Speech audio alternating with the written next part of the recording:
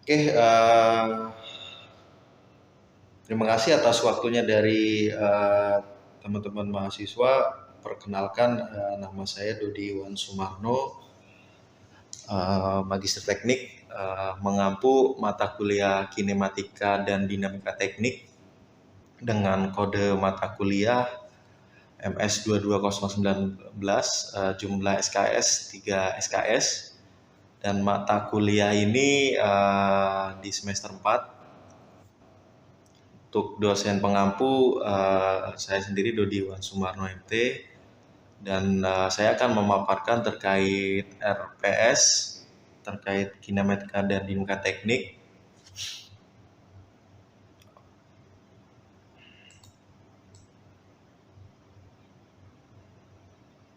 Untuk capaian pembelajaran mata kuliah yang akan kita capai terbagi dalam beberapa sub ya. Pertama, terkait kita mampu menganalisis model matematik dari permasalahan kinematika, yaitu posisi kecepatan, percepatan, dan waktu.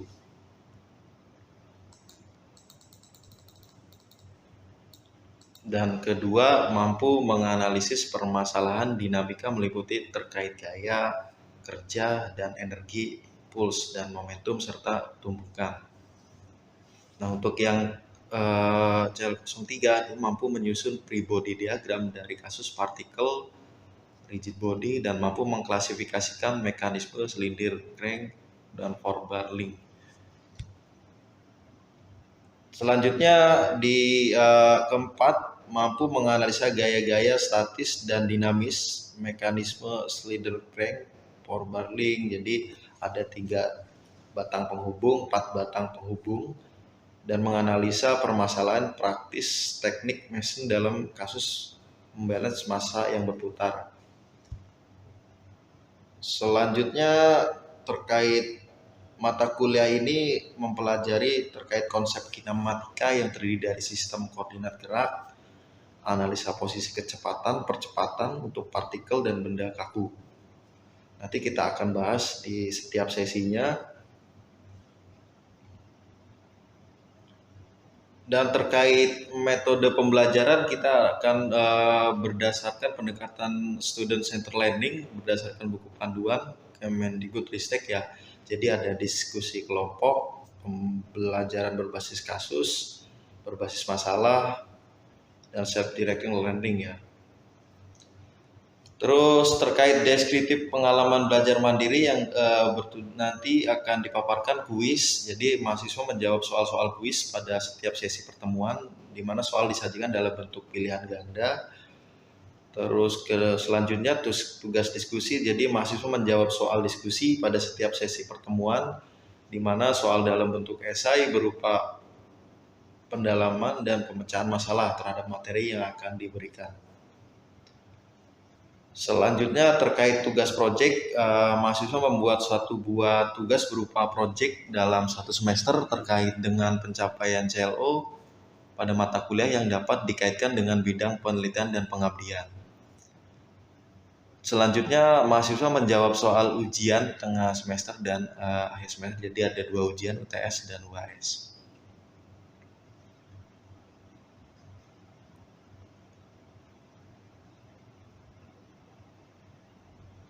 Selanjutnya terkait bobot penilaian, pertama dari kehadiran.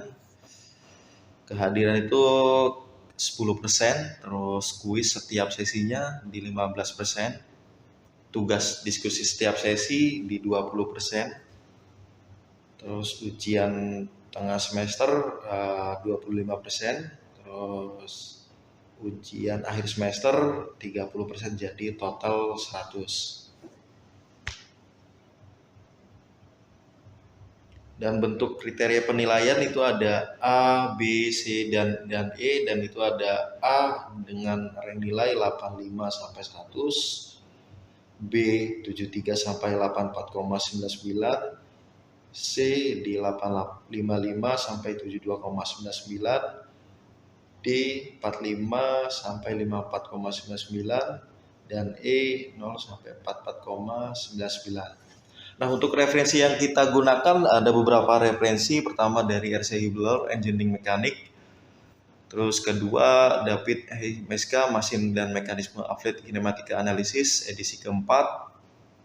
Ketiga, Holowenke, Dinamika Permesinan. Terus 4, J.L. Mariam, terkait Engineering Mekanik Dinamik. Terus kelima, Ferdinand Fiber Russell dengan bukunya Vector Mechanics for Engineering. Selanjutnya terkait detail RPS dari sesi 1 lebih ke pengenalan kinematika dan dinamika, lebih ke pengantar, nanti akan dijelaskan secara detail. Terus bagaimana contoh partikel, benda tegar, dan mekanisme diagram kinematika, perhitungan derajat kebebasan. Jadi kita akan menghitung semuanya di sesi 1. Sebagai pengantar kita akan coba pengantar dulu di sesi 1. Terus kedua terkait benda kaku. Benda kaku yaitu gerak translation, rotation, dan general kita akan coba paparkan dan pelajari. Dengan tujuan mahasiswa mampu menganalisa partikel dengan prinsip Newton pada gerak rectilinear, curvilinear, dan gerak dependent ya.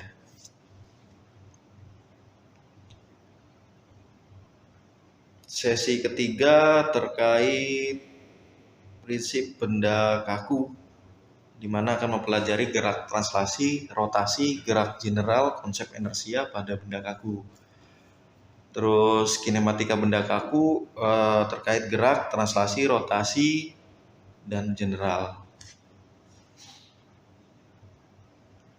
Oke, di sesi keempat kita akan mempelajari prinsip kerja dan energi, di mana energi kinetik pada gerak translasi dan gerak rotasi, konsep gaya konservatif dan non-konservatif, ada energi potensial gravitasi dan gas, dan hukum kekekalan energi. Terus ke sesi kelima selanjutnya akan mempelajari terkait membalans massa yang berputar, jadi pada satu bidang dan multi bidang. Sesi 6 akan membahas terkait prinsip impuls dan momentum partikel dengan rincian prinsip bagaimana impuls dan untuk momentum untuk gerak, translasi, dan rotasi. Tumbukan partikel segaris, tumbukan partikel membentuk sudut. Ke sesi 7 kita akan mempelajari terkait prinsip impuls momentum, benda kaku, linear dan angular momentum, konservasi momentum kita akan pelajari juga 7. Dan pada sesi 7 nanti kita akan coba latihan studi kasus atau contoh-contoh soal yang dimana untuk dipersiapkan UTS ya. Dan sesi 8 ada ujian tengah semester. Selanjutnya di sesi 9 ada analisa posisi dan perpindahan dari mekanisme slider dan 4 batang penghubung. Dan sesi 10 selanjutnya terkait analisa kecepatan dari mekanisme slider dan 4 batang penghubung, jadi kelanjutan. Dan sesi 11 terkait analisa percepatan dari mekanisme slider crank. Sesi 12 selanjutnya terkait analisa percepatan dari mekanisme Forbang link, jadi 4 batang penghubung, bagaimana kita bisa menganalisa percepatannya. Dan sesi ke-13 terkait diagram kecepatan ya, mekanisme Coriolis body, bagaimana kita bisa menganalisa kecepatan dan percepatan dengan metode Coriolis. Dan sesi 14 terkait analisa gaya-gaya statis pada mekanisme slider dan forward. Jadi bagaimana mekanisme slider dan 4 batang penghubung kita bisa menganalisa gaya-gaya statis. Sesi 15 terkait analisa gaya-gaya dinamis pada mekanisme slider dan forward link. Dan sesi 16 itu terkait UAS. Sama seperti sebelumnya, kita akan coba persiapkan untuk ujian akhir semester dengan contoh-contoh studi kasus dan latihan soal. Dan berikut adalah matrik CLO dan PLO ya. Jadi sudah kita gambarkan dan paparkan untuk pertama dari mampu menganalisis model matematika dari permasalahan kinematika, yaitu posisi kecepatan, percepatan, dan waktu. Dan 2, mampu menganalisis permasalahan dinamik meliputi gaya kerja, energi, impuls, dan momentum, serta tumbukan. Nah, ini berhubungan sama dengan pertemuan sesi. Sampai di sesi VLO ya, CPL dan PLO.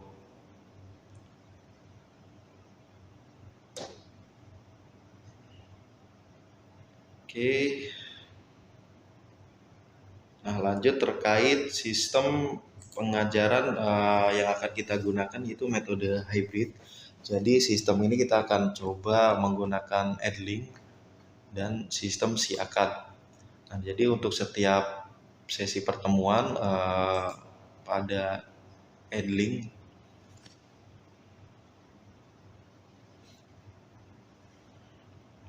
itu akan dibagikan share materi, tugas, dan kuis. Dimana kuis dan tugas itu ada batas waktu yang harus mahasiswa kerjakan. Nah, itu untuk persyaratan hadir sama dengan untuk ada penilaian. Terus untuk materi yang akan disampaikan akan diupload di situ ya. Jadi teman-teman bisa membaca atau mendownload untuk dipelajari. Terus untuk integrasi terkait Edlink itu akan terintegrasi dengan SIACAD, di mana dari segi kehadiran, terus penilaian kuesioner, terus nilai akan dilihat dan dikontrol di SIACAD.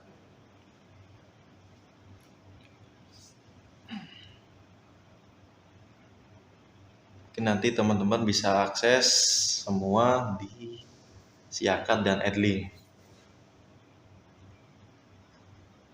Oke, lanjut untuk pertemuan di sesi pertama.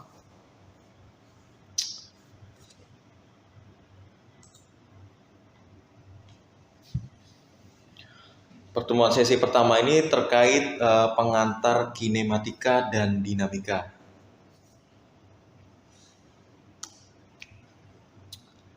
Kinematika itu dimana studi tentang gerakan bagian-bagian mesin dengan meninjau lintasan kecepatan dan percepatan, dan mempelajari gerak relatif suatu benda terhadap benda lain. Gerak relatif dipelajari tanpa memperhatikan gaya yang ada atau yang bekerja. Terus langkah awal dengan menggambarkan suatu mekanisme ke bentuk sederhana. Dan dinamika definisinya itu ilmu yang menentukan gaya-gaya yang terjadi akibat bergeraknya suatu benda dan memanfaatkan hasil analisis kinematika untuk menghitung gaya yang bekerja pada suatu komponen mesin. Nah, ini adalah gambaran kinematika dan dinamika. Sebuah benda yang bergerak itu kita coba bisa analogikan dibagi dua. Pertama dari lintasan kecepatan, percepatan, itu termasuk dari bagian kinematika. Namun ketika ada analisis gaya dan massa itu termasuknya ke dinamika. Nah, ini sebenarnya kinematika dan dinamika itu satu keterkaitan ya, berhubungan. Dan terminologi terkait kinematika dan dinamika itu ada beberapa komponen, di mana komponen ini membentuk suatu kinematika dan dinamika, yaitu sambungan. Jadi sambungan ini merupakan dua bagian penghubung, dua bagian elemen atau benda. Jadi ada sambungan putar, outer turning pair, terus sambungan luncur, sliding pair. Nah, kita bisa lihat dari bentuknya. Untuk turning pair di gambar ini ya.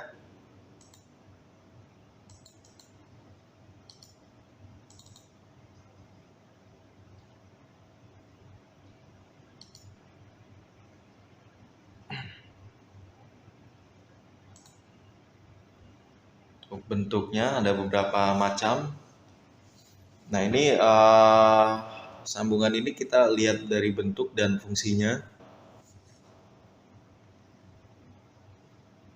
Ada berbeda ya, di mana di sini ada plat dengan diameter radius, terus ada poros, Terus di sini berbentuk plat segi 4, terus di sini seperti menyerupai ulir ya.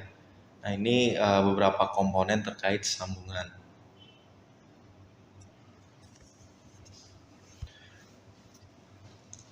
Dan selanjutnya terkait berdasarkan luas bidang kontak, ada beberapa macam komponen. Pertama dari lower pair atau berupa bidang, terus high pair berupa garis dan titik. Nah, ini ada contoh gambarnya gimana turning joint, sliding joint, turning and sliding joint.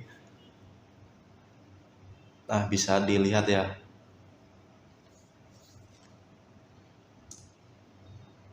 Terus untuk link ini merupakan komponen dengan 2 atau lebih pair yang dapat digambarkan sesuai dengan jumlah pair yang dimiliki. Nah, jadi kalau kita lihat ini link itu lebih ke penghubung, kita lihat ini ya berapa lubang. Nah, lubang-lubang ini jadi berhubungan nanti dengan komponen lainnya. Dan ini tuh menentukan nanti bagaimana gerakan si sistem mekanisme. Ada yang 2, ada yang 3, ada yang 4.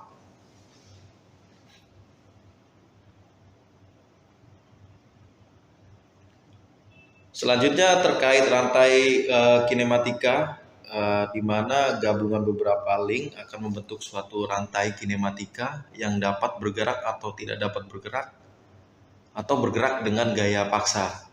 Jadi kita bisa klasifikasikan rantai kinematika itu dapat bergerak atau tidak dapat bergerak atau bergerak dengan gaya paksa.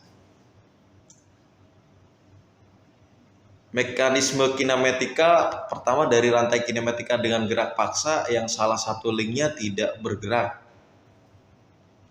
dan link yang tidak dapat bergerak disebut dengan ground. Jadi nanti kita bisa lihat ya, jadi yang tidak bergerak itu disebut dengan ground.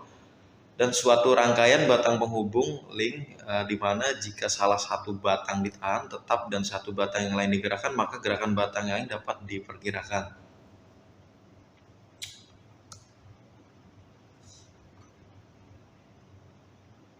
Nah, untuk simple mekanisme 3 link kita bisa lihat mekanisme sistem knock dengan 2 pin atau slider, terus join, suatu roll sliding. Nah, itu mempunyai derajat kebebasannya. Kita bisa memakai persamaan, kita bisa tahu pergerakan degree of freedom-nya itu berapa.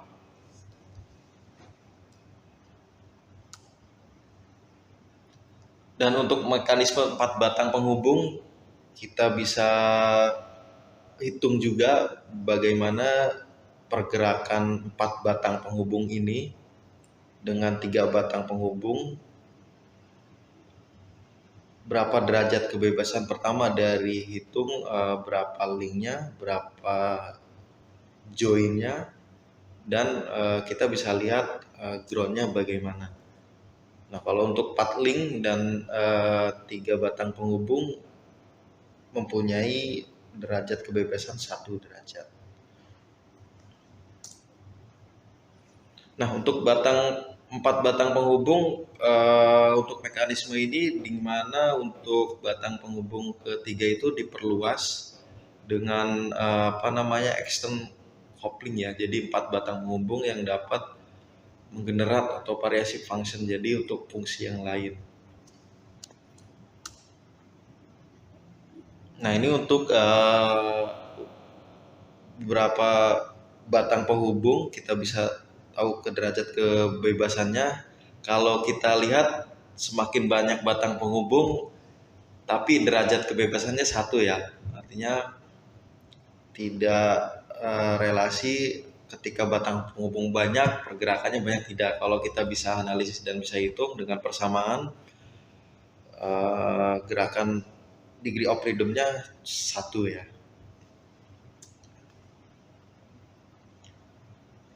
Nah, di berikut sama untuk beberapa link dengan banyak batang penghubung, kita bisa analisa dari berapa banyak link batang penghubung, groundnya bagaimana, joinnya berapa, kita bisa hitung. Nah, terkait mekanisme mesin, di mana gabungan dari beberapa mekanisme yang berguna untuk menjalankan pekerjaan tertentu. Kita bisa lihat dari contoh motor bakar ya, 4 tak, di mana ada pergerakan, ada cam knock, terus ada pergerakan piston, ada pergerakan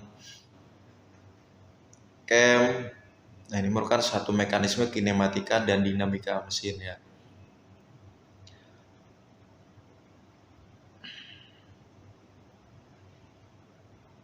Di mana kinematika dan dinamika mesin ini kita bisa analisa dan kita hitung bagaimana performasi mesin, bagaimana si desain mesin, kita bisa analisa dan bisa hitung. Nah, berikut motor berlangkah di mana ada gerakan cam, gerakan katup, gerakan poros engkol, gerakan batang penggerak, gerakan piston, di mana itu merupakan suatu kinematika dan dinamika. Nah, kalau secara sederhana kita bisa gambarkan biar untuk mempermudah menganalisa percepatan. Dan contoh lain terkait mesin pemotong kertas, itu menggunakan sistem kinematika dan dinamika. Kita bisa sederhanakan dari bagaimana cara kerja si mesin tersebut.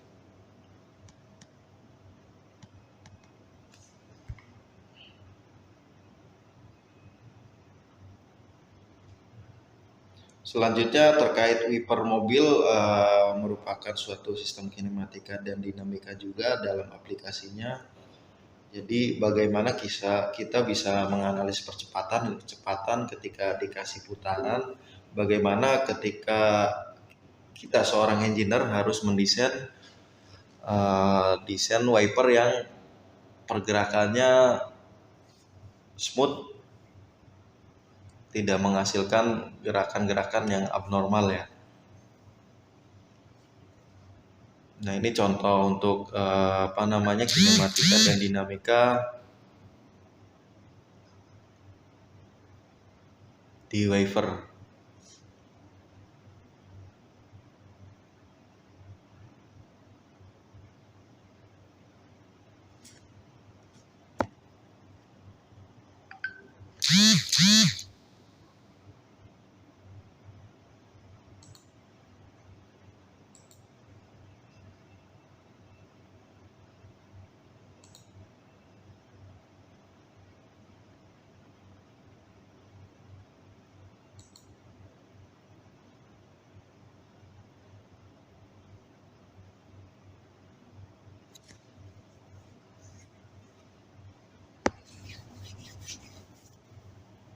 Oke, terkait wiper kita coba bisa analisa juga gimana analisa kecepatan dan percepatan untuk mekanismenya ya, dimana ada groundnya, terus ada linknya, terus ada join.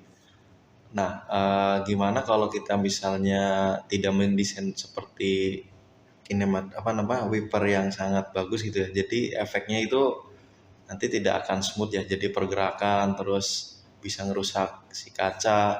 Nah, itu secara engineering kita sudah bisa mendesain terus memperkirakan percepatan ketika misalnya dikasih RPM terus dikasih link panjang sekian, itu harus bisa bekerja pada area pembersih mobil. Selanjutnya terkait mekanisme mesin punch. Nah, mesin punch ini biasanya banyak digunakan di industri manufaktur. Jadi mesin-mesin punch ini biasanya kekuatannya gayanya sangat tinggi ya. Jadi biasanya untuk membentuk cold forging, hot forging. Nah, biasanya digunakan pada fastener atau misalnya pembentukan otomotif, part-part. Itu ada beberapa mesin punch. Biasanya ada beberapa komponen di situ, ada crank, coupler, terus punch, terus benda yang akan mau dibuat. Nah, kayak misalnya piring aluminium itu biasanya menggunakan mesin punch, dan kita bisa hitung gaya sebenarnya berapa sih harus kecepatan ketika menekan si material ketika harus membentuk apa yang kita inginkan, apa yang kita mau bentuk. Terus terkait mekanisme katup sebenarnya luas penggunaannya ya, bukan hanya di motor bakar terkait spring ini saja. Jadi misalnya penggunaan cam ini biasanya ada di conveyor atau mesin-mesin seat ya. Jadi berputar dia untuk narik. Jadi ada pergerakan naik turun yang sedemikian diatur ya untuk membentuk suatu mekanisme. Terus untuk mekanisme dump truck sama kalau kita gambarkan secara 4 komponen itu ada beberapa batang penghubung, slider. Nah, kita bisa gambar sederhana, misalnya ada beberapa ground, ada beberapa link, ada beberapa fair. Nah, itu kita bisa hitung berapa sih derajat kebebasan dari mekanisme dump truck. Selanjutnya terkait derajat kebebasan, jadi suatu yang menyatakan beberapa banyak arah gerakan yang dimiliki oleh suatu benda atau link atau mekanisme dalam gerak bidang atau ruang. Nah, degree of freedom itu disingkat biasanya DOF, ya. Terus jumlah masukan untuk menghasilkan luaran tertentu. Nah, biasanya ada beberapa gerak bidang, misalnya 3, gerak ruang 6. Nah, degree of freedom akan berkurang sesuai jenis dan jumlah sambungan yang dimiliki.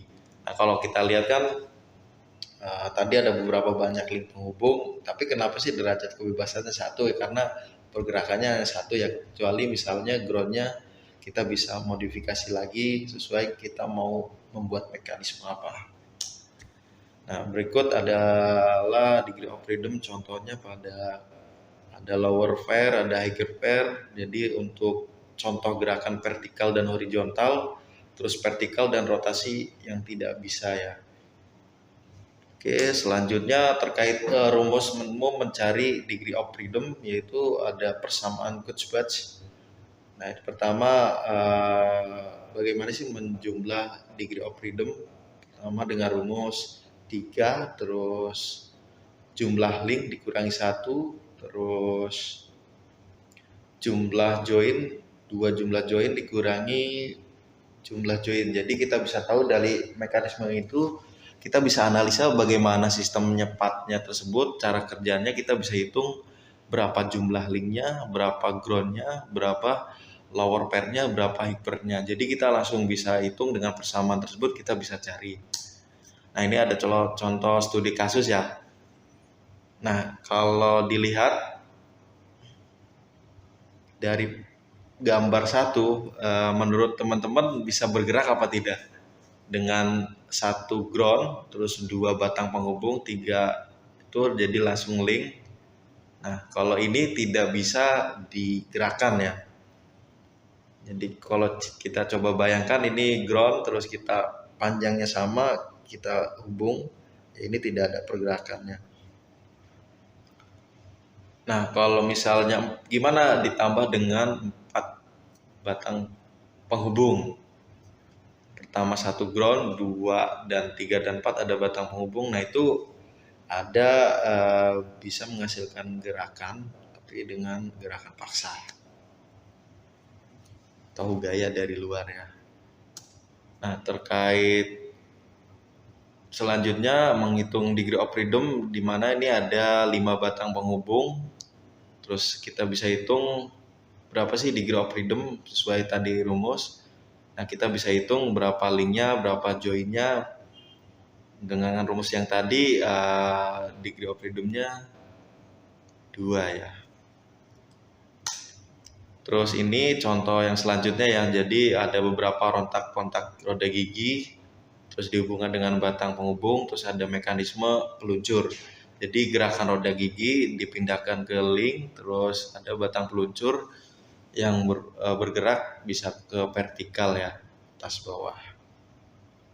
Nah, berdasarkan dari rumus tadi kita bisa tentukan itu dengan gerakan degree of freedom 1 ya, dengan gerakan paksa dan mekanisme. Nah, ini untuk contoh roda gigi kita bisa hitung juga ya, dari berapa komponen degree of freedom-nya 1. Nah, untuk beberapa contoh kasus rantai kinematik khusus, jadi tidak ada berlaku persamaan. Jadi ada beberapa kasus misalnya itu tidak bisa menggunakan persamaan ini ya. Ini contohnya dari part tersebut. Oke. Terus ada kasus khusus, misalnya rantai kinematik dengan beberapa link digabung pada suatu titik, misal ada L2 buah link digabung pada satu titik dengan lower pair, maka jumlah lower pair pada titik tersebut dihitung sebanyak J plus 1 buah. Jadi kalau dilihat ini ya, misalnya ada 2 ground di sini, terus ada 1, 2, 3, 4 batang penghubung, tapi dari ground ini sini, jadi kalau dilihat tidak bisa bergerak. Dengan logika coba kita bayangkan ya, misalnya kalau batang 5-nya ini ada, itu tidak bisa bergerak, tapi kalau misalnya batang 5-nya kita ambil itu bisa bergerak ya. Terus ini ada beberapa link penghubung terkait rantai kinematika dengan beberapa link ya. Jadi misalnya digabung pada satu titik, misal pada ada L buah link digabung pada suatu titik dengan lower pair, maka jumlah lower pair tersebut dihitung sebanyak berapa jumlah J plus 1 buah. Kita bisa dapat hitung berapa degree of freedom-nya. Oke. Terus terkait mekanisme selanjutnya itu ada beberapa kompleks ya, kayak misalnya ekskavator, kita bisa lihat dari kalau ini sudah kompleks, sangat kompleks, jadi kita bisa hitung juga skemanya dari gambar part, kita bisa analogikan sederhana berapa link, berapa lower pair, high pair, nanti kita bisa hitung degree of freedom-nya.